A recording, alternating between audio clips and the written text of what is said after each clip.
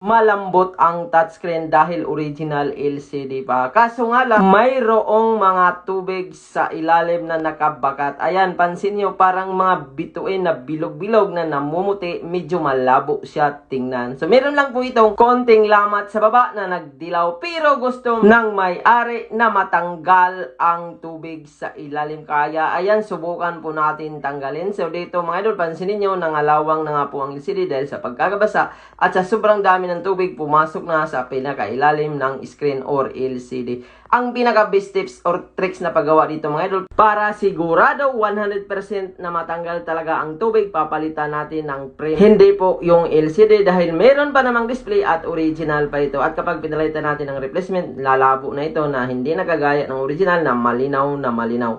Kaya dito mga idol, ayan, tanggalin po natin. At nakita natin yung tubig kanina. So, kailangan yun matanggal natin ang buong frame na to. So, tanggalin natin itong ilaw. Magkasama po ito mga idol. At pwede tayong kumuha sa mga sira-sirang unit o lalo na kung basag ang LCD. So, ililipat po natin yung frame. Ayan, tanggalin natin yung ilaw at dandahanin natin baka maputol or masira ang pinaka-display ng flex sa pinaka-LCD. So, angat lang natin ito mga idol at dandahan lang po pag angat. Baka mamaya masira mo yung LCD. Magkaroon po ng guhit-guhit yan kapag nasubraan mo or medyo malakas ang pagkakadiin mo pagtanggal nitong frame na to. So, angat mo lang itong flex mga idol ng ilaw at kailangan dahan-dahanin mo dahil napaka-sensitive po ng LCD. Kapag nabitak mo yung pinakagilid or yung pinaka-display niya ay talagang mag-abuno ka or talagang mawalan ito ng display or pwedeng magkaguhit-guhit. Very sensitive po ito. At sinubukan ko lang itong mga idol kung magawa ba natin. At ayan, natanggal na po natin at kitang-kita may natira pa siya. So, dahan-dahanin mo lang ito mga idol. At ayan, yan po yung buo na natanggal natin, yung frame mga idol. At ayan, ang natira, yung pinaka-LCD. At ayan,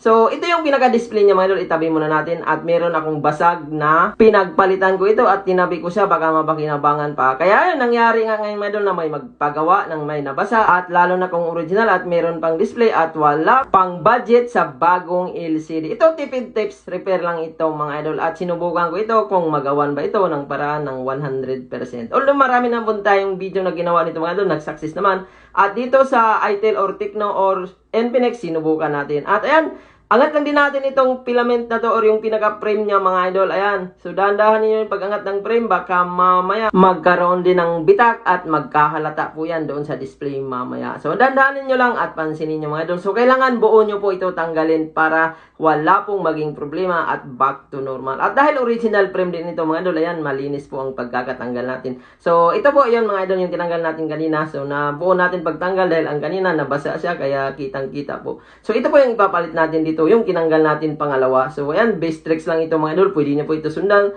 So, swertihan lang po nito kung meron kang available na kagaya ng unit na LCD. At kung wala po mga idol, ay wala po tayong magagawa. Kasi madalas, tinatapon talaga ang mga LCD, lalo na kung mga pinagpalitan na dahil pakalat-kalat po yan sa pwesto. At lalo na kung maliit lang po ang espasyo natin. At ganun din po ang gagawin natin. Hihinangin lang po natin. At sana nakakuha din kayo ng idea. At kung makita nyo nagawa natin, pwede nyo i-share ang video natin para makakuha kayo ng maraming idea sa paggawa natin. At pwede kayong mag-follow, mag-subscribe, mag-like sa ating video para lagi kayong updated sa bawat video na ina-upload ko. At dito mga idol, ayan, nakabit na po natin lahat. After po natin napalitan ng frame, tingnan natin kung nawala na ba ang tubig kanina na may mga tuldok-tuldok or mga puti-puti na hindi talaga matutuyo dahil ayan, pumasok na nga po sa pinakaloob. At pansinin nyo mga idol, ito yung tinanggal natin dati or yung doon sa luma niyang LCD na original. At tingnan natin ito kung nawala ba ito or nandyan pa rin. At pansinin nyo mga idol, nawala nga po yung pinaka-tubig niya sa loob. Yung mga tuldok-tuldok kanina na malabo at pansinin nyo ngayon, sobrang linaw na po ang pinaka-LCD. O diba? Laking tipid po ng may-ari. Hindi po siya gumastos ng lagpas na libo. Kaya ayan, ano bang inaantay mo? Huwag mo nang kalimutan mag-follow, mag-like, mag-share at mag-subscribe. Maraming salamat sa panonood.